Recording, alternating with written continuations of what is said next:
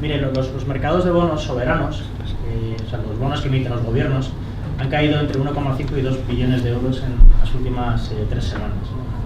Y es interesante esto porque básicamente el PIB español es 1 billón de euros. Es decir, que han desaparecido 2 Españas en 3 semanas. Por ejemplo, pues los bonos italianos a 30 años han caído un 14%. Y esto es importante entender por qué estamos aquí y por qué hemos llegado a este punto. Estamos en lo que es la mayor burbuja de bonos soberanos de la historia. Y estoy hablando que la burbuja se ha centrado sobre todo en el activo que se llama libre de riesgo, pero es el más arriesgado del mundo, que es el Bund alemán. ¿No? El Bund alemán no tiene riesgo, tiene un riesgo enorme. Puedes perder mucho dinero invertido en un Bund alemán. Y vamos a explicar por qué hemos llegado a este punto. El primer gran apartado que quiero transmitirles es que cuando imprimimos dinero, antes había un poco de plata, ahora ya directamente hay cero plata. Todo el dinero es ficticio. Al imprimir dinero se generan burbujas de activos, directamente, porque el Banco Central va comprando activos y va haciéndole subir el precio. Y eso ha generado un contexto de burbujas enormes en el precio de muchos activos financieros, que eso nos genera obviamente riesgos de estabilidad financiera. La segunda gran consideración que les voy a trasladar es que vamos hacia un mundo donde vamos a depender cada vez menos de los bancos centrales y cada vez más de los gobiernos, de más déficit fiscal. No digo que sea correcto o incorrecto, pero va a ocurrir. Lo de Trump es anecdótico. O sea, Clinton tenía el mismo programa electoral de Trump, básicamente emitir bonos y ponerse a construir autopistas en ninguna parte. Bueno, ese contexto lo que nos lleva es obviamente a más oferta de bonos. Si hay más oferta de bonos, me va a generar una caída en el precio del bono. Y por lo tanto, si empieza a caer el precio del bono, ¿qué consecuencias tiene en otros activos financieros? Pues, por ejemplo, ¿puede caer bastante a medio plazo el mercado inmobiliario norteamericano si cae el bono? Sí, está directamente relacionado. Pues estos efectos son los que les voy a trasladar. Respecto al primer punto, aquí tienen el balance de los bancos centrales. Tradicionalmente, por los bancos centrales, aquí tienen los más grandes, el chino, el japonés, el americano, el inglés y el europeo, y el suizo también, bueno, pues tenían más o menos 6 billones, el equivalente a 6 billones españoles imprimidos, entre comillas, de dinero.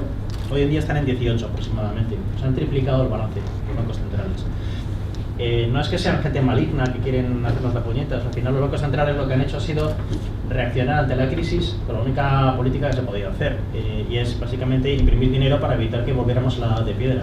Si no hubieran hecho esta política en el año 2009, estaríamos ahora en la Gran Depresión, y han conseguido evitar que la Gran Recesión se convirtiera en la Gran Depresión. Era correcto en aquel momento. La cuestión es que sigue aumentando.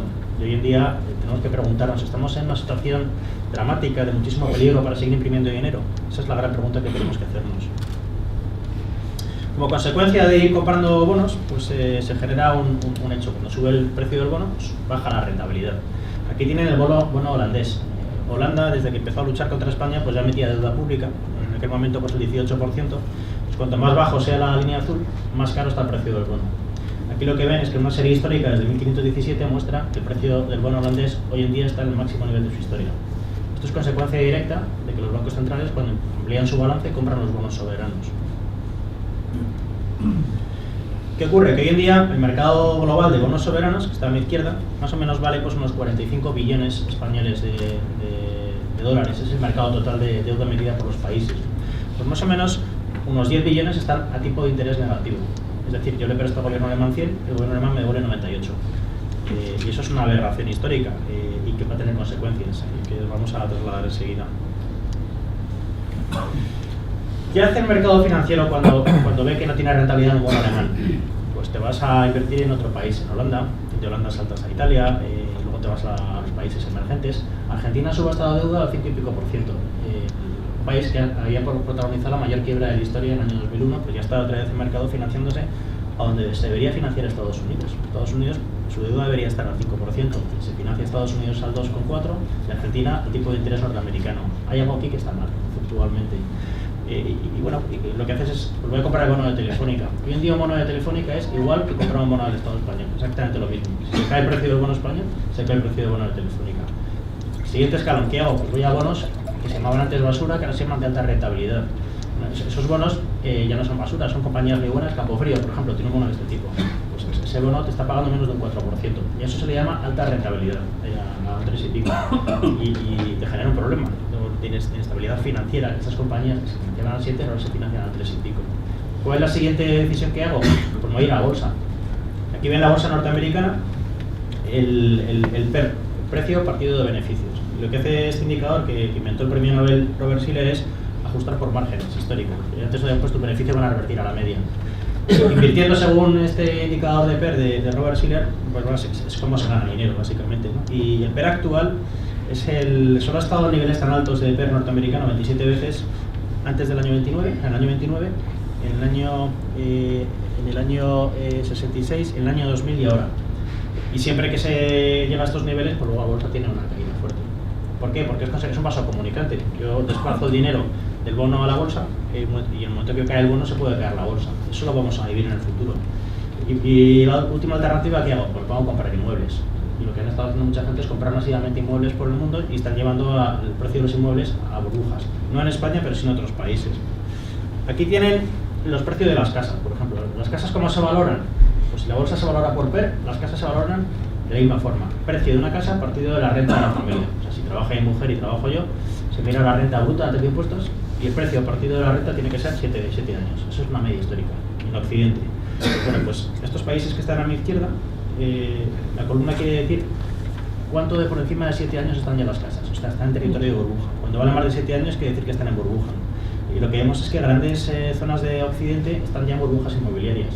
¿Es casualidad? No, es consecuencia directa. Como la gente tampoco quiere comprar ya la bolsa que está cara, pues se va a invertir en inmuebles.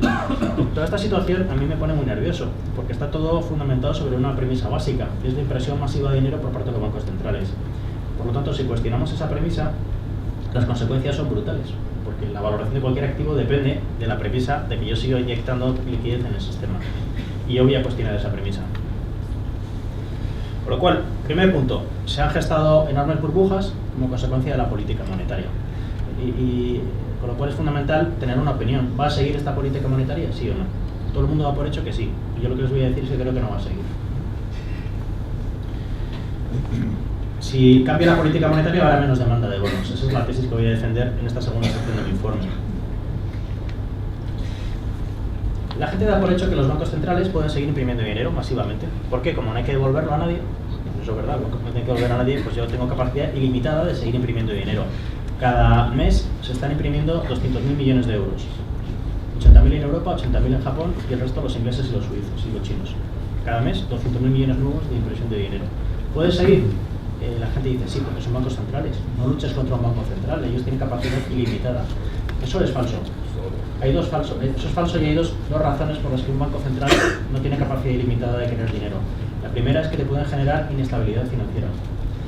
De hecho, la anterior crisis se gestó porque había una enorme inestabilidad financiera. Se imprimía mucho dinero, el dinero creó burbujas y cuando estalló la burbuja tuvimos la gran recesión. Y ese es un límite que los bancos centrales tienen que vigilar. Es un mandato legal del Banco Central que tienen que evitar que caigamos en inestabilidad financiera. El segundo límite es la inflación. El Banco Central puede hacer lo que quiera siempre y cuando me proteja a mí frente a la inflación. La inflación viene, y lo voy a demostrar ahora. Si viene la inflación, quiere decir que el margen de actuación del Banco Central se reduce. Y si se reduce, ¿qué quiere decir? Que su capacidad de comprar bonos se reduce. Y por lo tanto, eso va a tener un impacto directo en la valoración de los activos. Esta gráfica básicamente lo que les viene a decir es qué nivel de apalancamiento de la deuda asumen las empresas en Estados Unidos.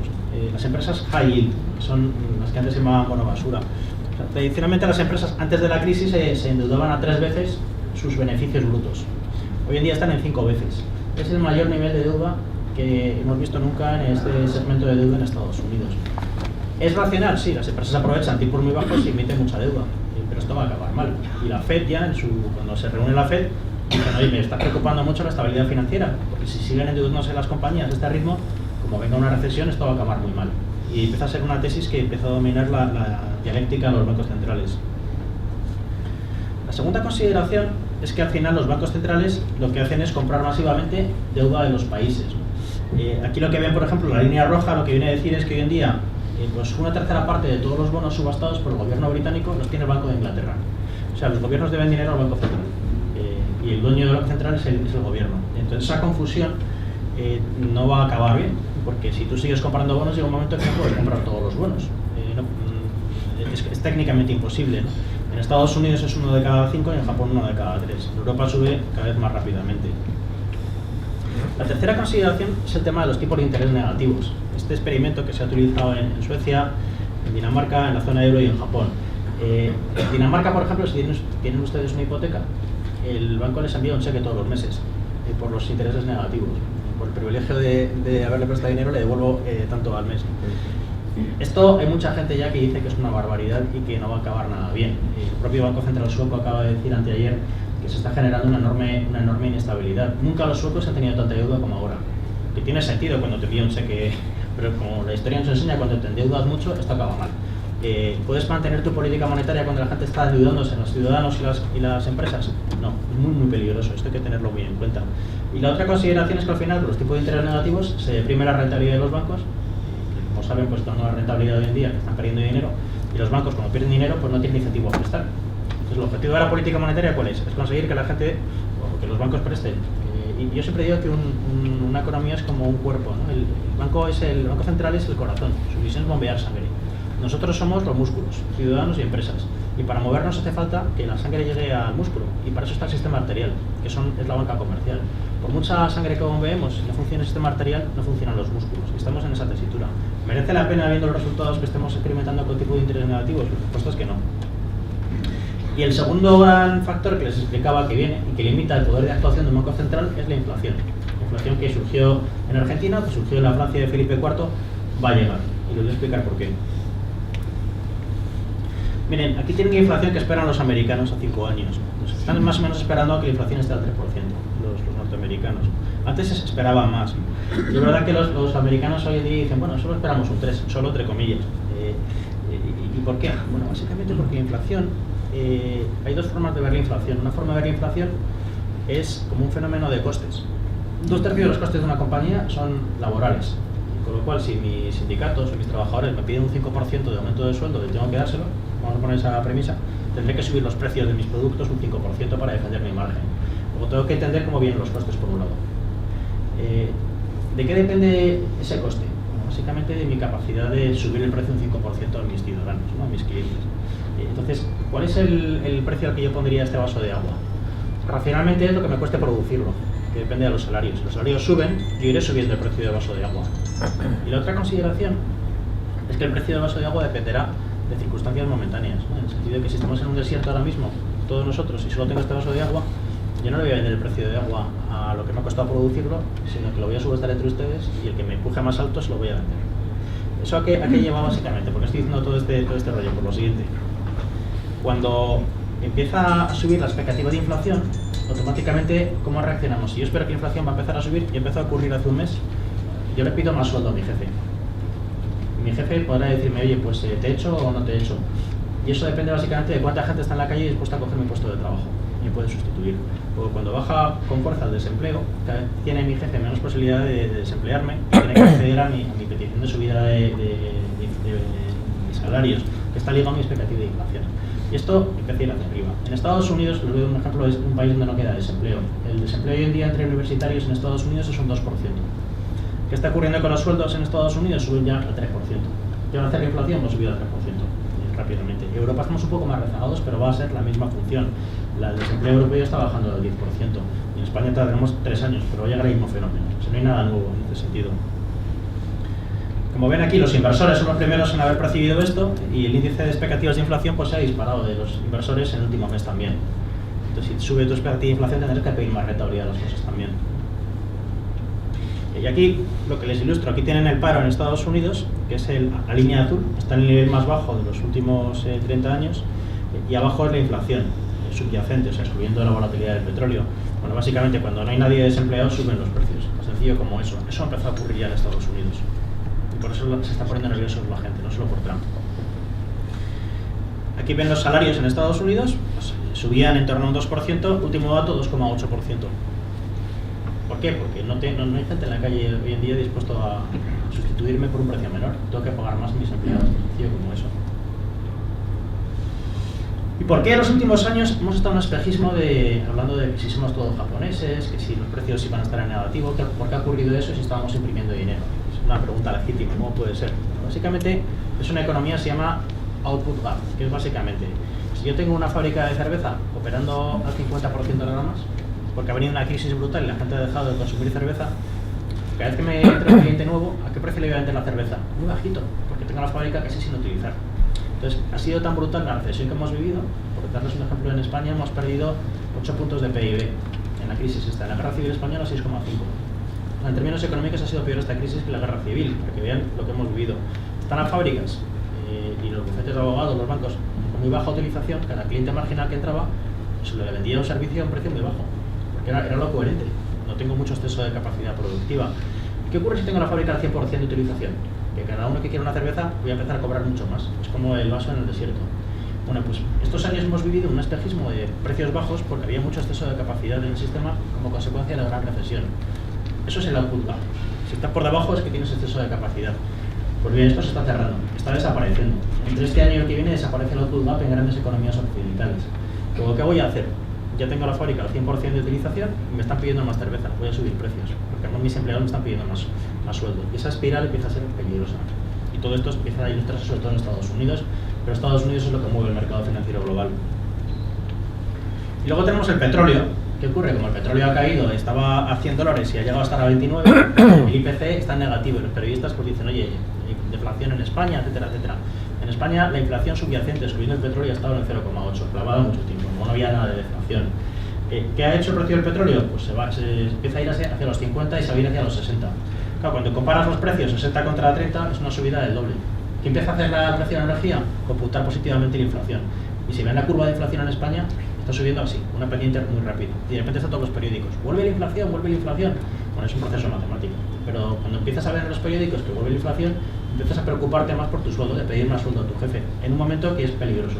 Ese contexto me parece que lo conocen bien los bancos centrales y que mantener esta política de seguir imprimiendo dinero ante este riesgo que estoy manifestando es imprudente. Y por eso creo que va a cambiar la política monetaria, cosa que ha empezado ya en Estados Unidos.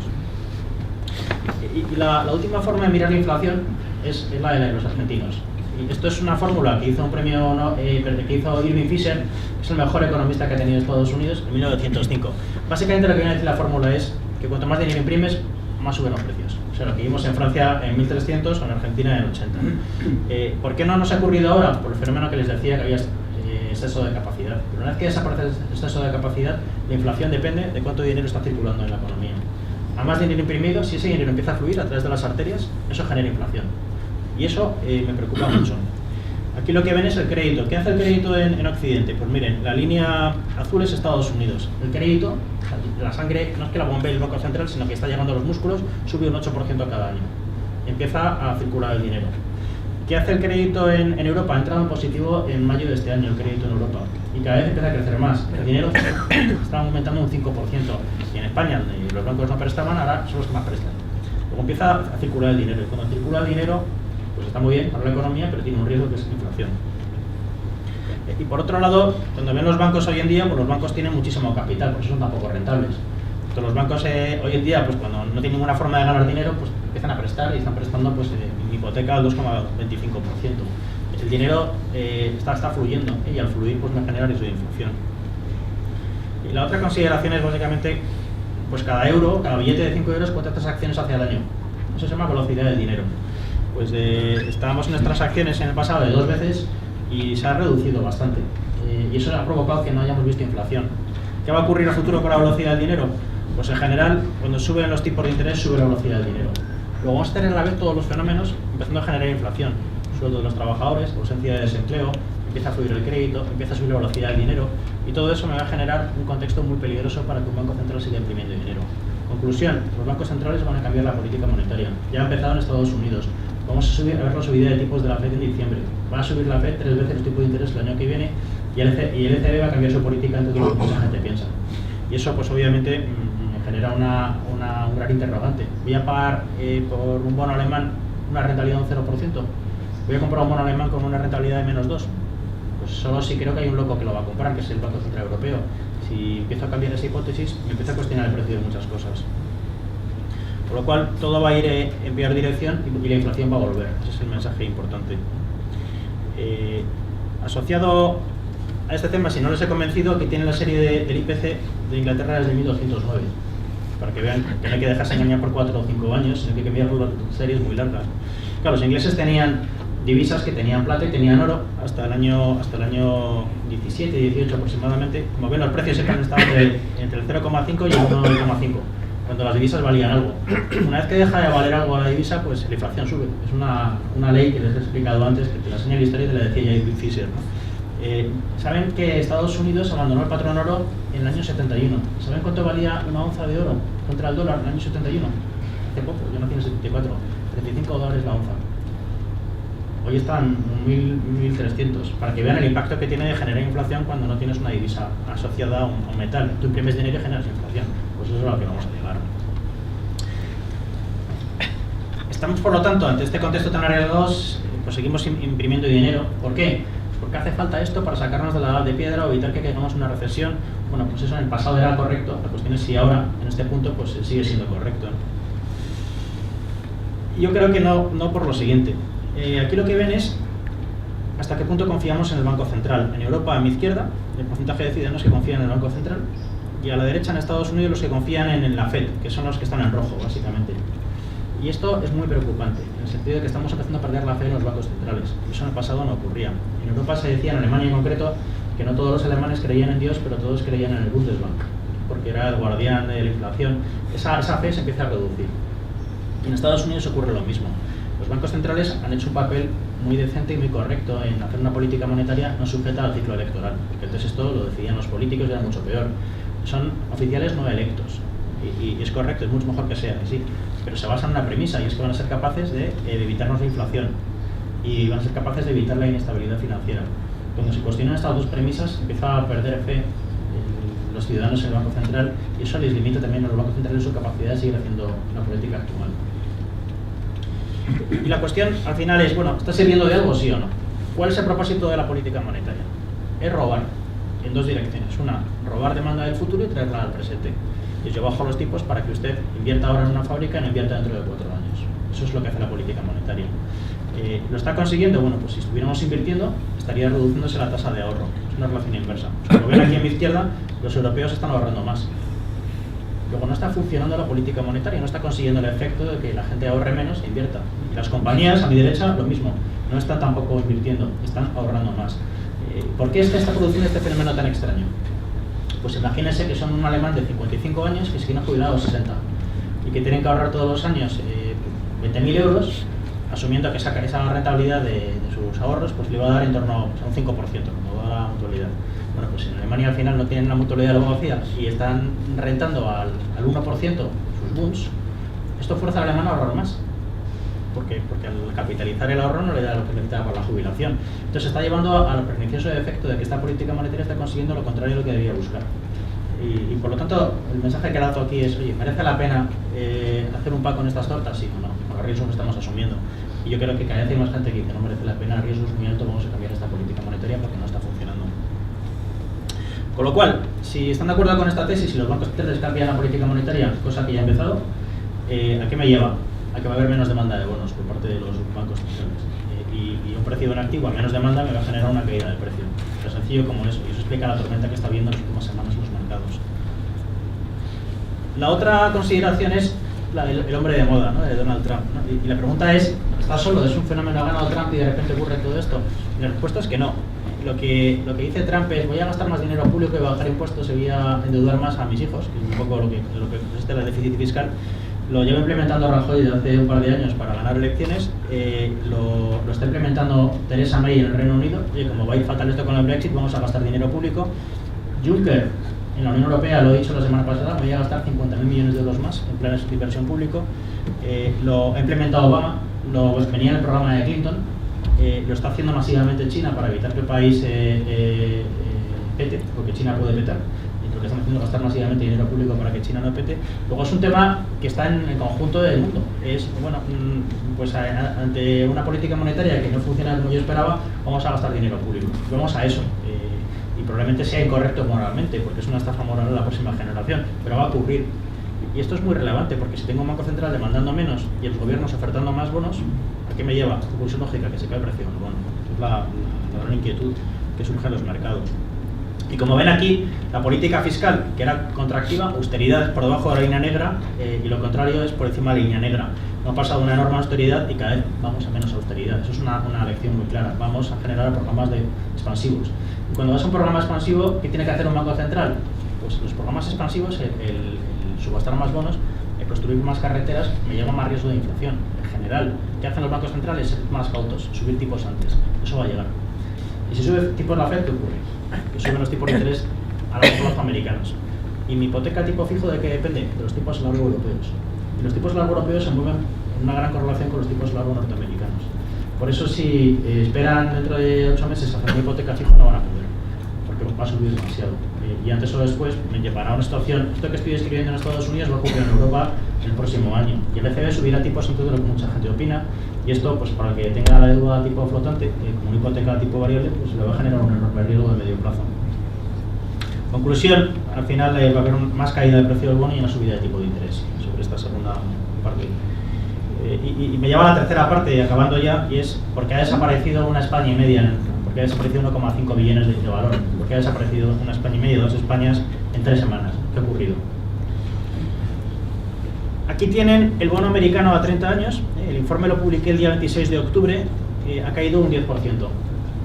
Es decir, que el americano que decía, bueno, prestar dinero al gobierno no tiene riesgo, pues de repente ven que tienen un riesgo enorme que has perdido hasta un 10%.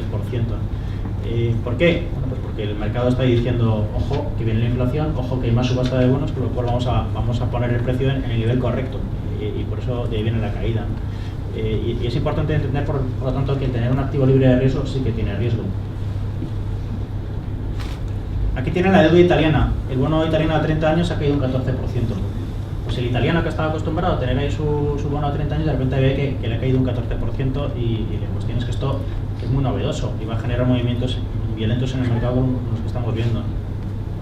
El bono japonés a 30 años empieza a subir su rentabilidad, o sea, está cayendo el precio del bono japonés. Esto no es un fenómeno americano, está ocurriendo en todo el mundo y está todo interconectado porque básicamente está cuestionando el origen de todo esto, que es la política monetaria. El bono alemán a 10 años está subiendo la rentabilidad y luego está cayendo el precio del bono alemán, que tiene sentido porque es el activo más caro del mundo con diferencia, es el bono alemán. No tiene ningún sentido dónde está, y si se cuestiona el por qué está ahí, pues caerá más, sin dudarlo. Con lo cual, si empieza a estallar la burbuja, ¿qué implicaciones tiene? Lo lógico, yo creo, es que el escenario central es que esto, que lo saben los bancos centrales, no van a tolerar que estalle muy rápidamente. Si estalle muy rápidamente, puede tener una crisis financiera importante. Van a intentar, a través de sus declaraciones, que el ajuste que se va a producir sea gradual. Ese es el escenario base. Yo creo que es el correcto. Dicho esto, lo que les he expuesto en este informe son los riesgos de cola que cada vez van creciendo más. Y es que cada vez tienen menos margen de maniobra los bancos centrales. Si tienen menos margen de maniobra, puede que les estalle demasiado rápido y no sean capaces de reaccionar. Esa es mi preocupación. Pero sí les quiero transmitir un optimismo en el sentido de que una cosa es una crisis financiera y otra cosa es una crisis económica. Que confluyan ambas es muy raro. Se dio en los años 30 y se dio en la última recesión. Pero es raro que ocurra que ambas confluyan a la vez. Yo creo que si hay una crisis financiera no va a haber una crisis económica. Esto es muy importante para tranquilizarlos. Y la otra consideración asociada a esto es que en el país de los ciegos el tuerto es el rey, y que en un contexto de crisis financiera España va a seguir siendo la economía occidental que más crezca. Y creo que tenemos 3 años muy buenos a futuro. Y el entorno económico para España va a seguir siendo muy benigno. Esto es muy importante clarificarlo para que no salgan muy asustados en este sentido. Esta gráfica lo que viene a decir es, los economistas, pues ¿qué es lo que predecimos que va a ocurrir? La línea negra. ¿Qué es lo que ocurre en realidad? La roja. Y por eso pues decía John Galbraith que las predicciones económicas hacen de la astrología una ciencia respetable, porque no van ni una, no ni uno los economistas. Entonces, en general, el guiarse por los gurús no tiene ningún sentido. Pues las cosas ocurren como la crisis que nadie las ve venir. Entonces, ¿quiénes son los economistas que más saben en todo el mundo? Bueno, pues los mejores economistas del mundo son los economistas que están en el comité que decide los tipos de interés en Estados Unidos. Ese comité se llama el FOMC, Federal Open Markets Committee. Estos son los mejores. Aquí no es un tema de republicano o demócrata, son tecnócratas puros. Coges a los mejores, como Stanley Fischer o Yellen. Son técnicos excepcionales. Bueno, pues estos tíos votan cada X meses dónde deberían estar los tipos los próximos años. Y cada voto es un punto azul. Eso es lo que opinan que van a ocurrir con los tipos de interés de aquí al año 2019. Como ven, no tienen ni idea. O sea, cada uno vota una cosa diferente. Ninguno de ellos tiene ni idea de dónde están los tipos de interés. Y son los tíos más preparados del mundo. ¿Por qué? Porque hemos experimentado con gaseosa, imprimiendo dinero masivamente. Es imposible el tener una predicción razonable de qué van a hacer los tipos cuando hemos experimentado con gaseosa. ¿Y qué es lo que dice el mercado que va a ocurrir? Es el punto rojo, que está muy por debajo de los puntos azules. ¿Qué va a ocurrir? Pues básicamente que según llega la inflación, el mercado va a esperar mayores tipos de interés. La línea roja va a subir al azul. Y eso pues tiene consecuencias negativas, pero cuando sube los tipos de interés, baja el precio de los activos. Tan sencillo como eso. Y eso, cuando ocurra, que empezó a ocurrir, ¿qué implicaciones tiene? Bueno, pues hay un tema que se llama la paradoja de la liquidez. Nunca hemos tenido tanta liquidez imprimida por los bancos centrales, como les he enseñado, y nunca han sido tan ilíquidos los mercados de deuda. ¿Por qué son ilíquidos? Porque se ha prohibido a los bancos dar precios, no se deja a los bancos hacer trading, que tiene sus razones, pero el motivo es que ahora, si ustedes tienen, por ejemplo, 2 millones de euros en deuda holandesa, intentar venderlo no es nada fácil, porque no hay al otro lado. Entonces me preocupa que en mercados que están dominados por los minoristas, no por los institucionales, si se ponen a vender los minoristas porque tienen miedo de que llegue la inflación, no haya nadie al otro lado y se pueda generar una crisis en los mercados de deuda. Esto me preocupa mucho en el mercado norteamericano en cuestión. Y la última consideración es que al final, cuando yo empiezo a llenar una bañera de agua, que es lo que han hecho los bancos centrales, seguir agua y agua y agua, pues me van subiendo los barquitos que hay en la bañera, que son los activos, ¿no? Los bonos, la bolsa. Y claro, yo cuando empecé a trabajar en finanzas hace 20 años, pues lo que hacía todo el mundo era la mitad de mi dinero en bolsa, la otra mitad en bonos.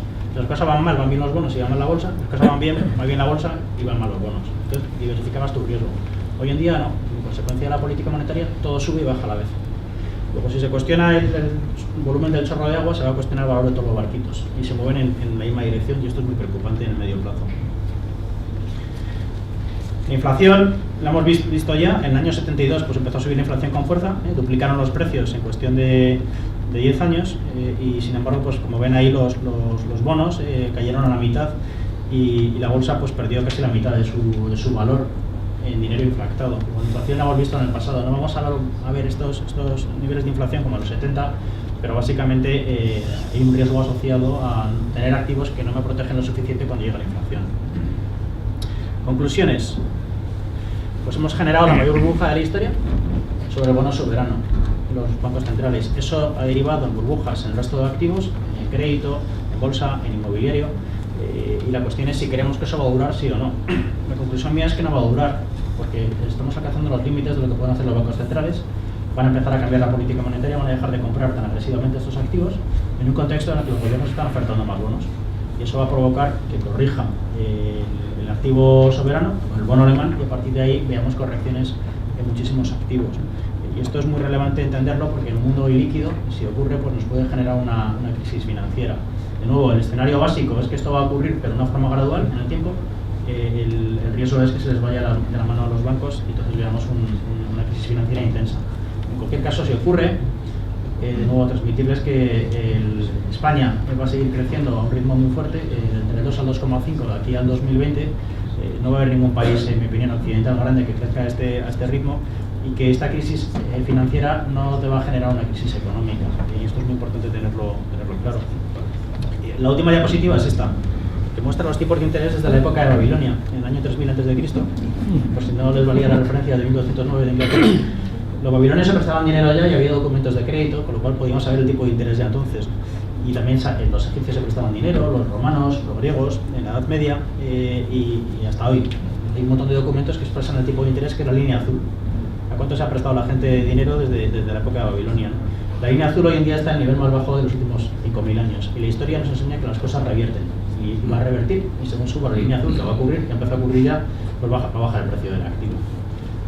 Tan sencillo como eso. Y acabo con de nuevo agradeciendo a la mutualidad, también transmitirles que mi padre tiene su dinero en la mutualidad y que el dinero de mis hijos, que por desgracia no es ahorro mío, no tengo, el dinero que mi padre tiene consignado a mis hijos lo tiene también en la mutualidad. Entonces, como decían antes, ellos en años... Dice Warren Buffett que para invertir bien tienes que ser valiente cuando la gente es cobarde y cobarde cuando la gente es valiente. Y cuando en 2012 la gente decía que era mucho mejor invertir en Egipto o en Kazajstán o en Filipinas que invertir en España, es que España, el bono español pagaba un 7,3% en el año 2012, y ahí es cuando la mutualidad pues, compró masivamente bonos españoles, ¿no? Y yo creo que el resultado que han mostrado antes de esa rentabilidad tan consistente y tan sistemática es la consecuencia de que invierten siguiendo la lógica de la frialdad de Warren Buffett, que creo que es la correcta, y hasta el punto de hoy pues, mi familia confía en la mutualidad para poner sus ahorros. Muchas gracias.